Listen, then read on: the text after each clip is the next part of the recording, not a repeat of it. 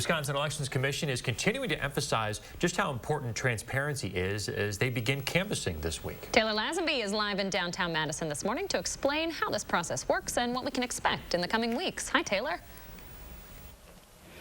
Hi guys, good morning. We're continuing our conversation about a canvass and its meaning, and joining me now is Mary Beth Witzelbell. Good morning. Good morning. So let's talk about just what is the difference between a canvass and a recount? At a recount, you're going through the ballots and counting those by hand here in Dane County. But at the canvass, we're just reviewing the documentation from Election Day and counting the provisional ballots for which the voters get us their ID by 4 p.m. today.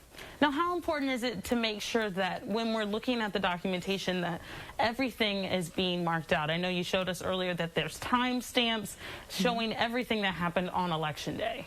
We want to recreate exactly what happened at the polls on Election Day to make sure we understand exactly how the election was run at each of our 92 polling places. Perfect. And then can we talk about what's in the blue folders and their importance?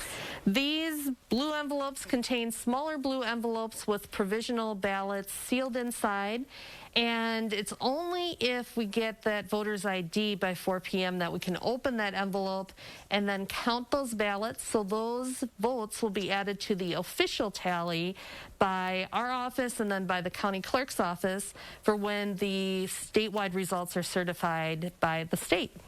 Have we ever seen a time when these ballots have made a significant increase or help out in an election? We've seen elections where we had some close races and they could have made a difference. Now, typically, we only get about 1/3 of our provisional voters to follow through with their ID, but we're always hoping for a greater return than that. Perfect. And lastly, Mary Beth, can we talk about just how people can watch the canvass process tonight? Yes, you can come down to the City County building. We'll be in room 201, and this is completely open to the public. Perfect. Well, thank you so much. Thank you for everything you and your staff are doing.